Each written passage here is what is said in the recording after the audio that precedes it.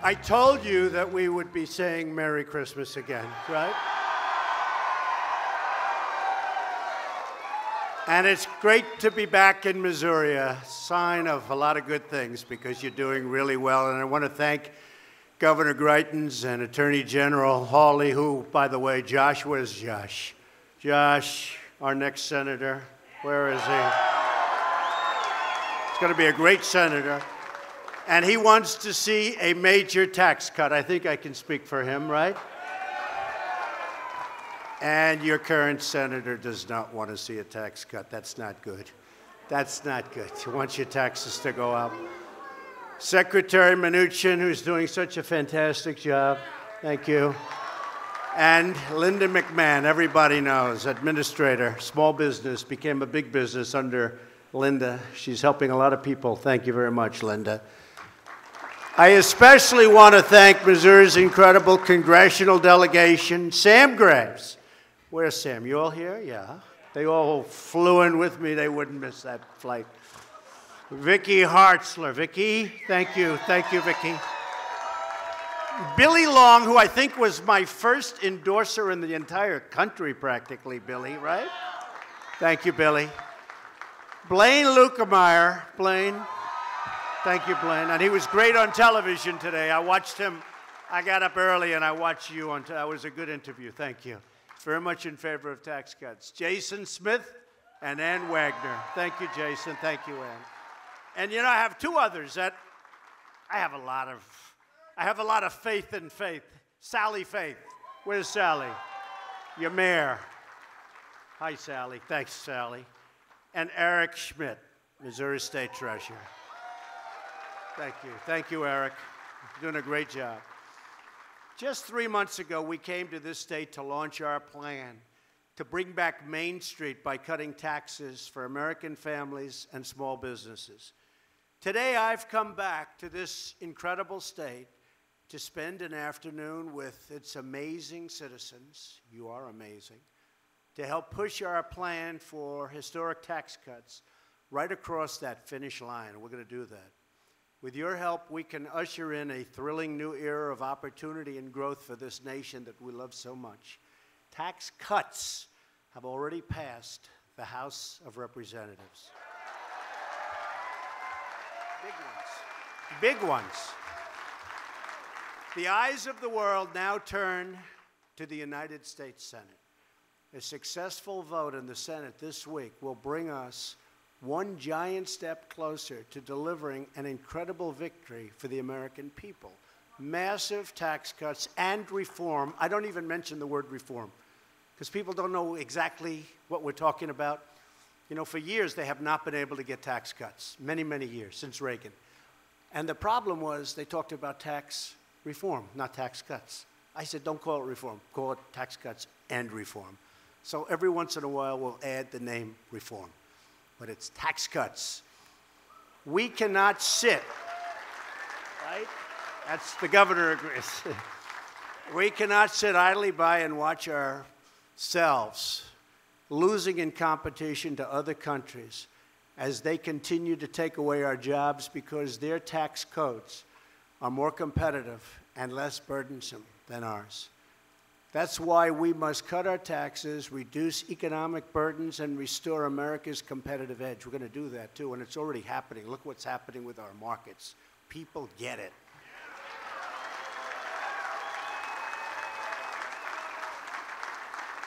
If we do this, then America will win again like never, ever before.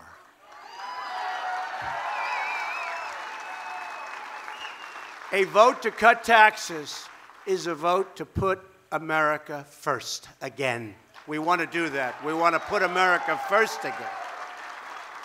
It's time to take care of our workers, to protect our communities, and to rebuild our great country. You know, we've spent almost $7 trillion in the Middle East over the last 16 years. $7 trillion. Now, I'm taking care of it. We're doing numbers like ISIS has never seen before. We're wiping them out. Terrorists, they're bad. And all of that. But we've spent almost $7 trillion. We could have rebuilt our country 4 times over. And we're going to start spending here. We're going to start spending here. And with that being said, we're going to protect our country, whether it's North Korea or any, but we're going to protect our country like never before. We're going to build up our military and make our product here and make our planes and our boats and our everything here. But we're going to build up our military.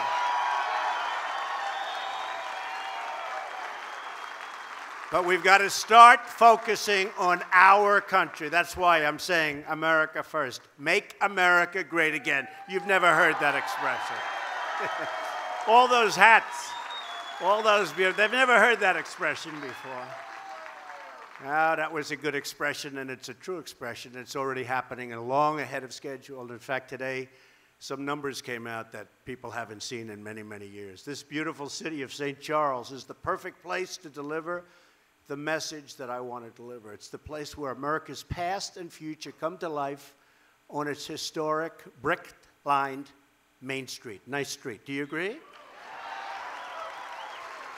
It was along these very streets that in 1804, the great American explorers Lewis and Clark gathered their final supplies before setting out on their very historic expedition of discovery. I have to say, I didn't really know that until 2 days ago. See, now the world is watching. Look at all the fake news back there.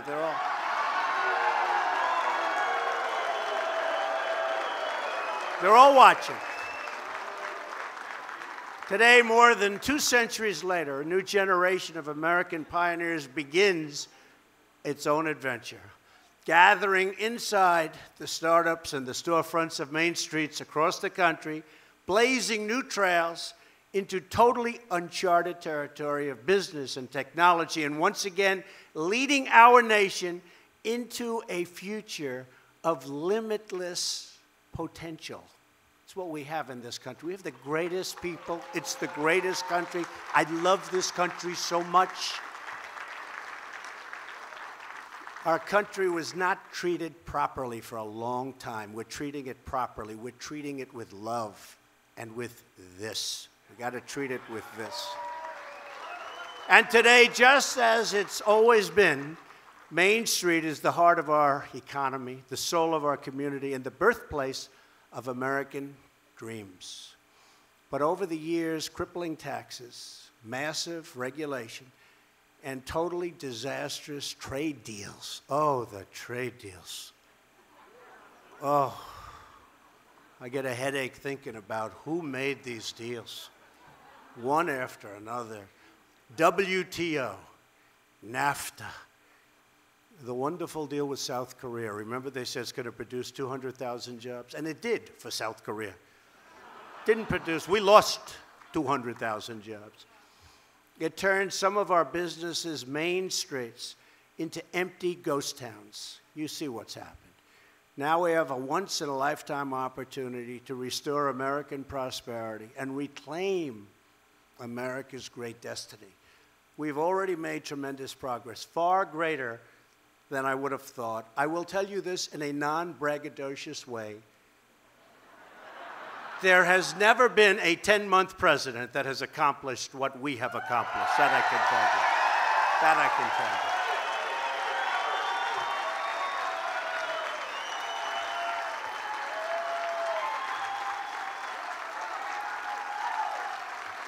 Today, again, the stock market has reached another record all-time high.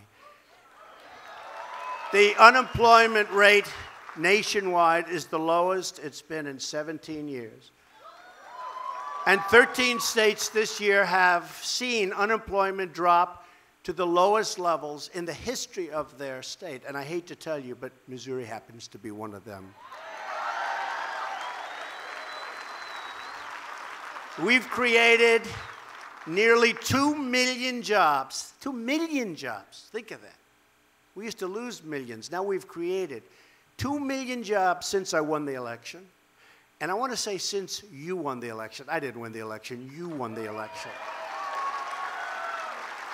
And we will create countless more if we can sustain the 3% growth rate we have achieved for the past 2 quarters. But we're going to do much better than that. Remember, I used to say we can hit 4 and we can hit 3, and they were all saying, forget it, forget it. It was 1.2. It was doing terribly. We were flat. We were even. In all fairness, the stock market was going this way. And now we're hitting numbers that nobody thought possible, certainly not in this time.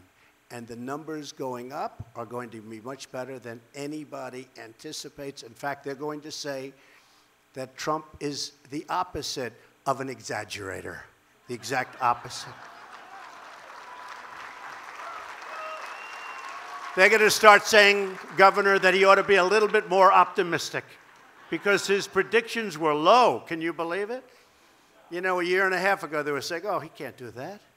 Now they're saying, that was quick. But by the way, the Commerce Department announced this morning that our GDP, that's the big one, in the 3rd quarter grew even faster than they reported previously. They made a mistake. They were too low. They had it at 3%. By the way, 3%. Did you ever think you'd hear that in less than a year? And now it comes in at 3.3%, which is the largest increase in many years. And if we didn't have the hurricanes, we would have been at 4%. The hurricanes were devastating. And I said they're worth a point. They said they were worth like 0.006. But I said they were worth a point. We would have been at 4%, maybe even over 4%. But we had hurricanes. We took care of them. In Texas and Florida, they did a great, great job, amazing job, tremendous leadership. And we're very proud. Puerto Rico has been a very tough situation because of the fact that it was in very, very bad shape before the storms ever hit. But they're doing well there, and it's healing, and it's getting better, and we're getting them power and all of the things that they have to have. But I want to tell you that a lot of brave people in every state. We have great, great people, and it's our #1 resource, believe me. Really great. But in order to achieve this bright and glowing future, the Senate must pass those tax cuts, bring Main Street roaring back, and that's what's going to happen. This is all done without the tax cuts. And I'm not sure that people even believe the tax cuts. I want to see what happens. And the big day will be either tomorrow or the next day. I would say do it now. We're ready. I said to the Republicans, and I want to tell you, these are good people. They really want to, and I know they get hit hard, the senators, the congressmen, but they're all working hard. It's not so easy. It's complicated stuff. It's not so easy. But we had an incredible session yesterday, and I think we're there. That's why I said, can we do the vote today? What do I know? I'm a business guy. Can we do the vote now? Well, they said, how about Friday? I said, I don't want to wait till Friday. Right, Billy? I said, Billy, can we do the vote? Get me to vote. Well, Billy's already passed it, so. And then what happens, if it passes, it goes into this beautiful committee, this beautiful, I call it a pot. And we mix it up and we stir it up and we bring all the best things out. And you're going to have something, I predict, that will be really, really special. So right now, really is. Really is. So right now, America's tax code is a total dysfunctional mess. The current system has cost our nation millions of American jobs, trillions and trillions of dollars, and billions of hours wasted on paperwork and compliance. It is riddled with loopholes that let some special interests, including myself, in all fairness, this is going to cost me a fortune, this thing. Believe me. This is not good for me. Me, it's not so. I have some very wealthy friends. Not so happy with me, but that's okay. You know, I keep hearing Schumer, this is for the wealthy. Well, if it is, my friends don't know about it. I have to explain why. Now, it is great for companies because companies are going to bring back jobs, and we're lowering the rates very substantially. But right now, we're bringing the rates down from 35%, which is totally non-competitive, the highest industrialized nation in the world by far, and we're bringing it all the way down to 20%. But that's good. That's good for everybody in the room, whether you have a company or whether you want a job, because we're going to bring back jobs. And what we've had is a massive giveaway to foreign countries, which encourage businesses to relocate offshore. And you've seen what's happened. Before this, this is really, I'm most proud, because as bad as our tax code is, we have Toyota, we have big car companies coming back in, building plants in Michigan and other places. We have a lot of businesses coming back in, and they see what's happening. They see what's going on. That's why they're doing. Our current code is a giant, and really it is. It's a self-inflicted economic wound. It's been that way for so many years, and nobody wanted to do anything about it. But all that will change, and it will change immediately if Congress sends a tax cut and reform bill, the biggest tax cut in the history of our country, bigger than Reagan. If they send it to my desk, I promise all of the people in this room, my friends, so many friends in this room, it's a great state, I promise you I will sign it. I promise. I will not veto that bill. There will be no veto. Under the plan moving forward in the Senate, a typical family of four earning $75,000 as an example will see their taxes go down by as much as $2,000. That's a lot.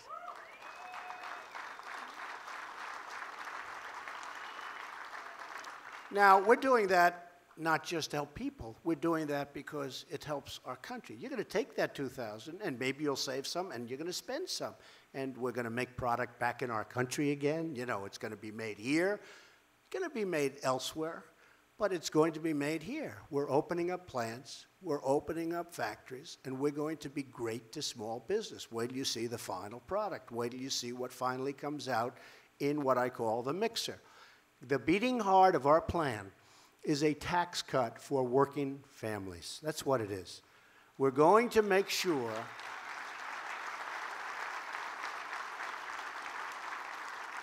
that you keep more of your hard-earned money. We're going to make sure also that you have a job that you want. You're going to have choice. You know, in education, we now have choice. Good word. Here, you're going to have a choice. You're not just going to have one job. You're going to have a choice of many jobs. People are moving back into our country. Under our plan, the first $12,000 of income earned by a single individual will be totally income tax free. Zero.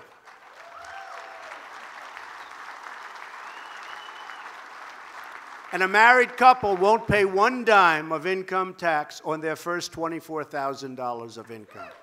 Zero. Our plan will significantly increase the child tax credit and make it available to more middle-class families, because the single most important investment our nation can make is in our children. Do we agree? You agree? You better agree. Families will also benefit from a new credit for other dependents, like a child in college or an elderly loved one. We have our mothers, our fathers, you have your grandparents, you have people that are elderly that have done a fantastic job. They've grown old. You want to help them. Now we are going to help you help them.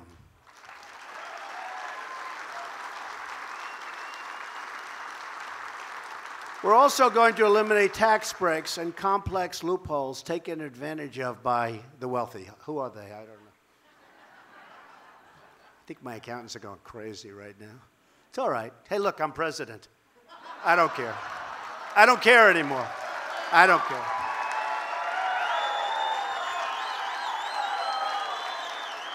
Some of my wealthy friends care. Me, I don't care. This is a higher calling. Do we agree? As Hillary said, what difference does it make? It made a difference. It made a big difference. Made a big, big difference. We want a tax code that is simple and fair, and that's for all Americans. The plan that senators will be voting on this week, hopefully as soon as possible, closes the loopholes that corporations use to shift their profits to tax havens, and it eliminates deductions for CEO salaries over $1 million. You see what some of these people are making. A little ridiculous. I'm driving up their stock. They're making a fortune. Then they go to their board and they tell everybody what a great job they're doing. But what am I going to do? And many of them, honestly, I don't like. Oh, some of these bankers, I don't like them, and they're making a fortune. And it's one of those things. Steve knows a couple of them that I'm talking about, doesn't he? They're saying what a great job they do. Right now, anybody could do their job because we're making it easy for them. Because we're giving them a great and strong economy. And because we've cut regulations more than any president in the history of this country by far, and that's for full terms, that's not for 10 months.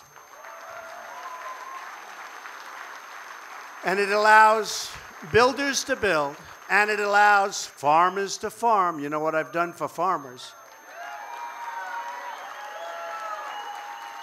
Where if you had a little puddle in the middle of your field, you go to jail if you touch it, right? You know what I'm talking about. Not anymore.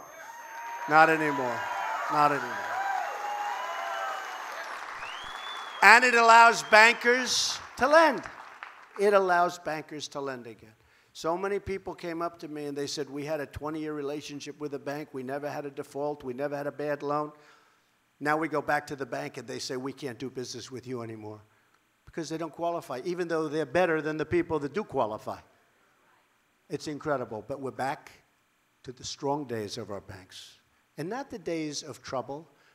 Pre that, we're back to the strong, where bankers can make loans and community bankers can make great loans to good people. You saw what happened recently where the certain agency or bureau that was causing so much trouble to lenders where they could not lend. They just couldn't lend. It was devastating. They were going out of business. Well, we're taking care of that. We've already taken care of a big part of it. And yesterday you saw we won the lawsuit. So that's going to be taken care of automatically. Got to get back to business. Our focus is on helping the folks who work in the mailrooms and the machine shops of America, the plumbers, the carpenters, the cops, the teachers, the truck drivers, the pipe fitters, the people that like me best. Actually, the rich people actually don't like me, which is sort of interesting, and that's fine. You know what? I like that trade. But really, the people that like me best are those people, the workers. They're the people I understand the best. Those are the people I grew up with. Those are the people I worked on construction sites with. All of the people who give their best each and every day to take care of their family and the country that they love. These are incredible people. They came out to vote for me. They came out to vote for us. People that worked hard, 2 jobs, 3 jobs, that hadn't voted in many years because they never had anybody they wanted to vote for. And they came out, I'll never forget, in Tennessee, a great congressman told me that early voting, said, I'll tell you what, we just went through 4 days of early voting. At that time, it was Mr. Trump. Now they say Mr. President. But it was Mr. Trump. He said, and if the other parts of the country are like what's happening in Tennessee, people are coming from all over Tennessee. They haven't voted in years, and now they've got Trump shirts, and they've got Trump hats, and they've got Trump pence, and they've got everything Trump and Trump pence. And he said, I've never seen anything like it, and I've been a politician for a lot of years. And if it's anything like Tennessee, you're going to have one hell of a victory. It turned out to be a lot like Tennessee. So, and it turned out to be a lot like Missouri. That I can tell you. Because we had a big one here. And I promised Josh that when he gets it going, and he's got it in very good shape from what I hear, he's a popular. Everybody said, Josh, it's got to be Josh. Everyone's telling me. I said, who's going to run against her? Josh, Josh. And I said, Josh, when you're ready, you have my word. I'm going to come here and campaign with you. We got to get you in, okay? Got to get you in. It's not enough for the middle class to keep getting by. We want them to start getting way ahead. We're going to have them start getting way ahead. Under our plan, middle-class families will not only see their tax bill go down, they will see their incomes go up by an average of around $4,000. And that's because we're going to cut taxes on American businesses so they will compete for workers, they'll raise salaries, the business is going to be happy, and the workers are going to be happy, and the country is going to be a happy place. Although, we're going to have very strong borders. Please remember that, okay? Please remember. We're going to have the wall. Don't worry about it. We're going to have the wall. We don't forget that wall. A lot of people say, now that he got elected, is he going to build the wall? The answer is absolutely. More so. I think more so. It's not easy dealing with the Democrats. They want to have people pour into our country, illegals. They don't care where the hell they come from. They want to have them pour into our country. They want to raise your taxes. They don't want to take care of your military. And all they're good at, frankly, is obstructing. They want to obstruct. But you know what? They may obstruct, but we have gotten through all of the obstruction so far, and we'll keep it going, believe me. Today, America has one of the least competitive tax rates on planet Earth. 60%, think of that. 60% higher than the average in the developed world. So our taxes are 60% higher. On my recent trip to Asia, every single one of the countries I visited, even those with communist governments, have slashed its corporate tax rates and slashed them dramatically.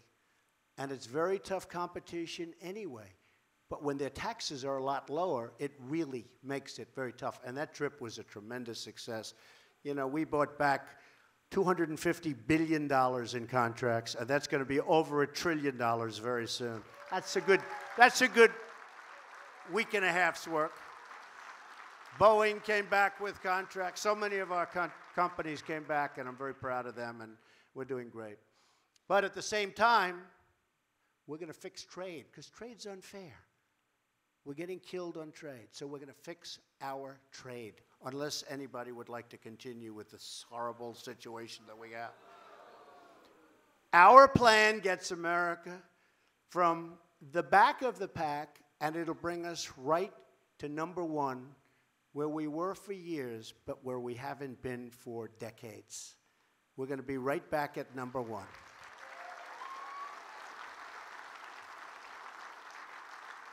And we're going to work on trade, but we're also going to work on military. When we defend nations that are very wealthy, and we do it for almost nothing. I say, why are we defending them? We love them. I won't mention names, but there are a lot of them. We love them. They're wealthy. One of them has a cash flow that they say is unsustainable. It's so large. Think of that. How would you like to have an unsustainable cash flow? They don't know what to do with their money. And we defend them. It's going to change, folks. We're going to defend them. But they're going to treat us fairly. And they're going to pay for their defense. Does that make sense?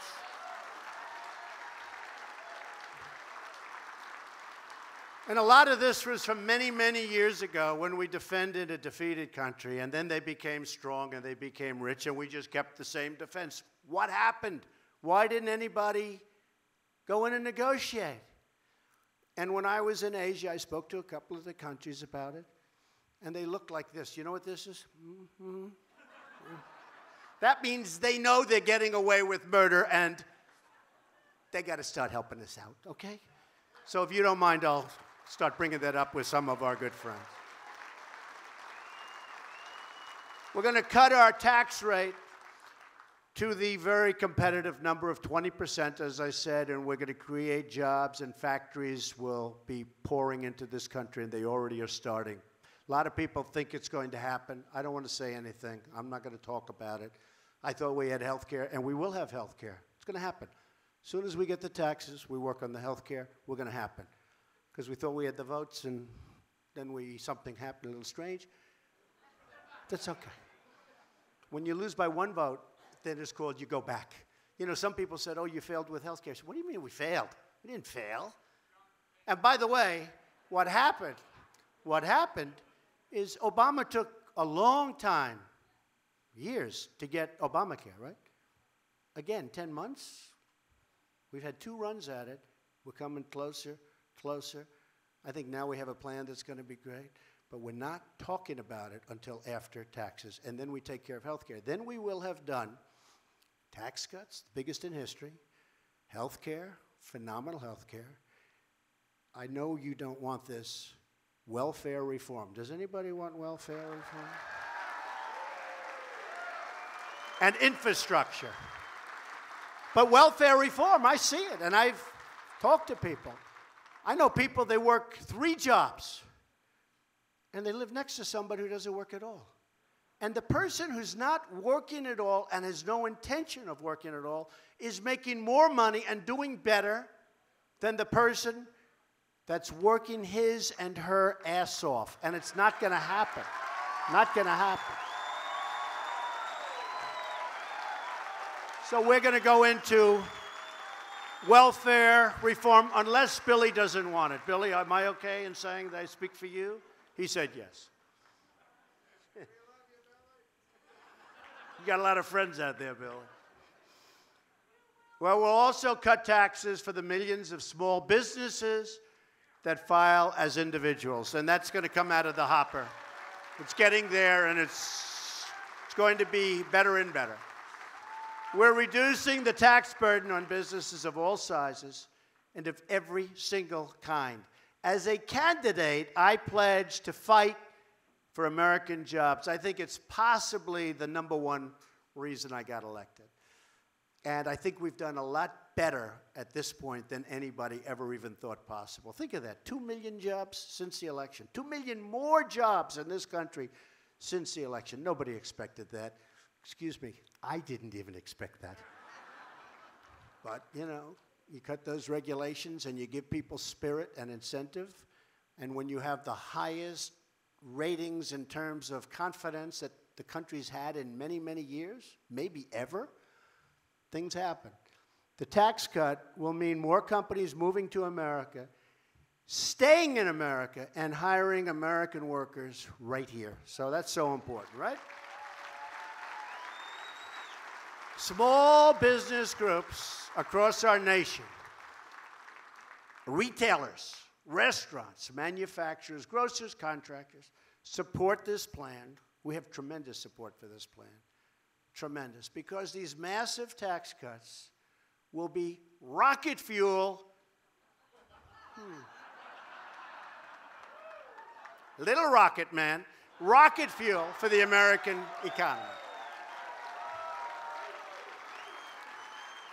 He is a sick puppy. Cassandra Pourlaire. Where is she? Where's Cassandra? She's around here. Hello, Cassandra. I met you back there. She and her mother, Terry. Hi, Terry. They own a jewelry store on Main Street right here in St. Charles. They make really beautiful handmade jewelry. I got to see some of it. I would have taken it in my previous life, but now if I do, they don't like that. You know? We're not allowed to take jewelry, right? But they make it right here in the heartland. It's beautiful. Our tax plan will ensure that Cassandra can keep growing her business, keep creating jobs, keep giving back to the community that she loves, and just make her more and more successful. I assume you like that, right? Good. Randy Schilling is also here. Where's Randy? Randy. Hello, Randy. He's the founder of OPO. That's an interesting name. It's called OPO Startups, and a member to dozens of small businesses in the St. Charles area. He's a mentor. He really mentors a lot of the businesses, and he's respected. He also did a terrific job renovating the old post office on Main Street, something I know something about, old post offices. Did he do a good job, by the way? I hear. They said yes, Randy. If he did a bad job, I'm going to stop right now. I'll just say, good luck, Randy. They said you did a good job. I know you did. Randy knows firsthand how the high tax burden is holding America's small businesses back. And our tax cut plan will unleash them to thrive like never before. He understands our plan, which will provide relief from the horrible, crushing, unfair estate tax, also known to many as the death tax. We want to make it easier for loving families to pass on their life's work to their children. Be nice. Be very nice, right? That's a tough one. The Democrats fight that one, I think, harder than any other thing that we're doing. They fight the death tax. They don't want it. They don't like it. They don't want it. It's one of those things. But that is one of the hardest things. I have to be honest. I see people right here. They're obviously very rich, and they love their children, right, in this group. They love their children. They're very rich. They want to pass on what they have without having to have the kids sell the property, mortgage up half of it. And but the biggest problem we have on that one, these Democrats are being brutal. And, you know, I call them obstructionists, but they want to stop the estate tax. They want to stop the death tax from, you know, being rescinded. But we're going to try our best on that one. Our economy will receive another enormous boost as trillions of dollars in wealth that's parked overseas will be able to come back to our country. Now, this is one that's interesting because for years, Republicans and Democrats agreed. You have Apple and you have these great companies having billions and billions of dollars overseas. Now, who doesn't want the money to come back? But to show you the lack of leadership that this country had in the past, the Republicans want it and the Democrats want it, and nothing ever happened. You could have passed that one easy. In fact, we're just throwing it into this bill. I could have had a separate bill on that one, I think. Don't you agree, fellas? I could have had a separate bill on that one and gotten it passed in record time. But I figured I'd put it here, because it is actually popular. But it used to be $2.5 trillion. You know what that is? Trillion. Money you can't bring back in. It's prohibitive, both in complexity and in the amount of tax you have to pay. So nobody brings back in. $2.5 trillion. But $2.5 trillion, I've been saying for 6 years. I think now it's $4 to $5 trillion. All that money is coming back into the United States, and it's going to be invested in our country instead of sitting and helping others.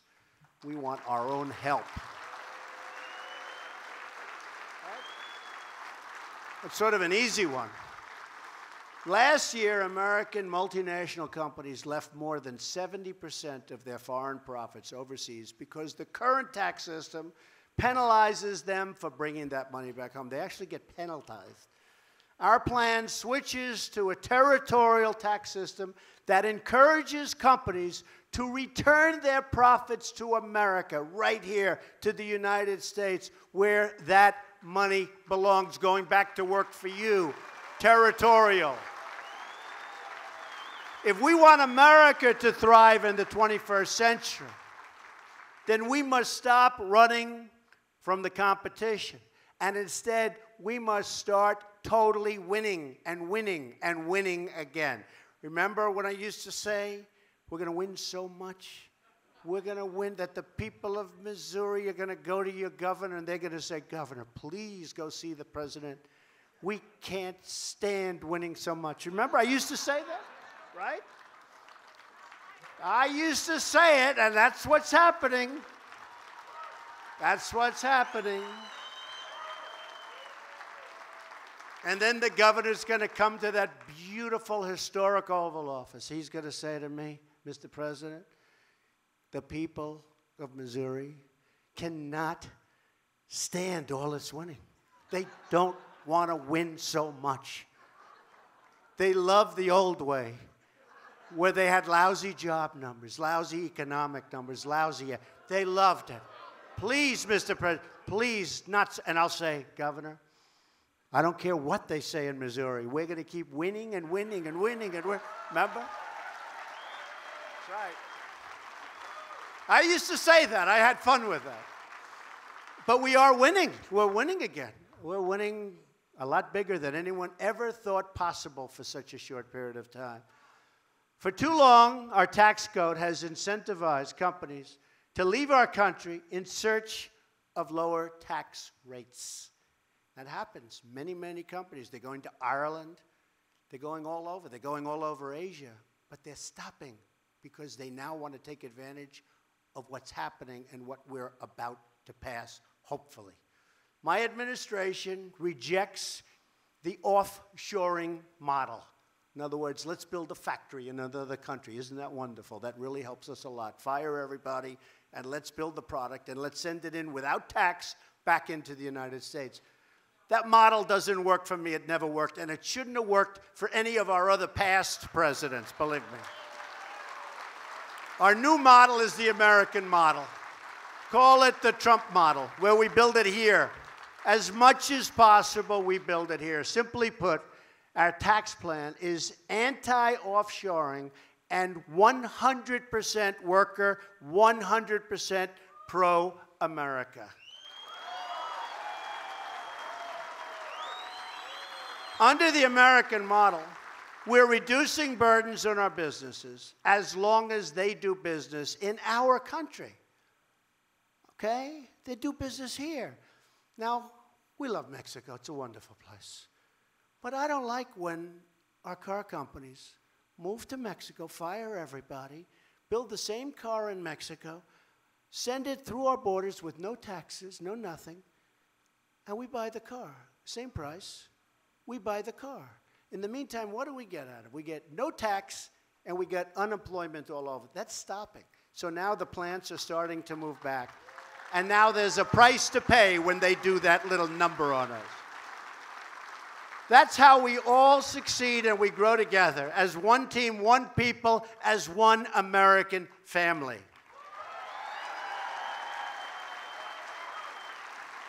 This week's vote can be the beginning of the next great chapter for the American worker. To summarize, our plan cuts taxes for the working and middle-income families. It nearly doubles the amount of income taxed at the rate of 0. It lowers tax rate. It expands the child tax credit. It provides relief from the estate tax, also known as the death tax. It cuts small business taxes. It reduces the corporate rate from 35% all the way down to 20%. And it provides a one-time low tax rate to return corporate money parked overseas, trillions and trillions of dollars. This is the right plan. This is the right time. We have a moment in time. The Republicans have the Senate. The Republicans have the House. The Republicans have the White House. It's very unusual. Very unusual.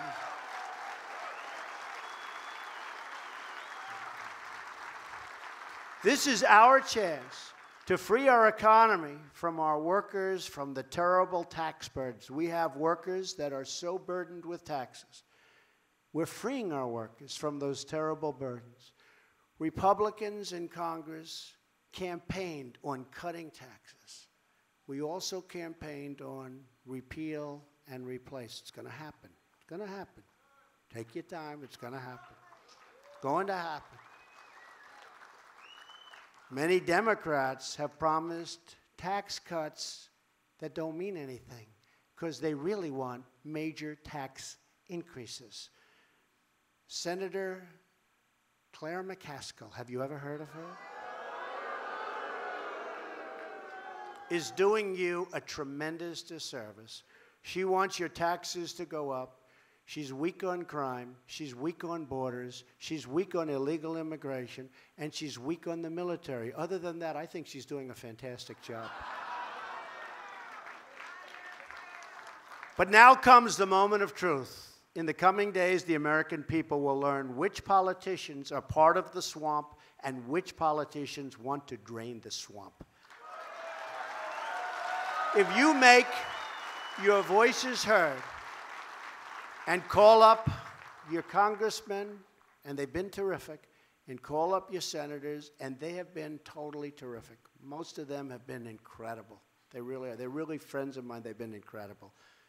But it doesn't take much. That's why we need more. We need to have a larger number. But most of them have been incredible. But call your senators, call your congressmen, because we have no choice. We have to act. We have to act as a country. This isn't good for the Republican Party. This is good for the country. And that's ultimately what it's all about. So this week, hopefully, the Senate can join the House and take that strong stand for middle-class families and for business and for jobs and for competition and for bringing money back. Together, we will give the American people a big, beautiful Christmas present.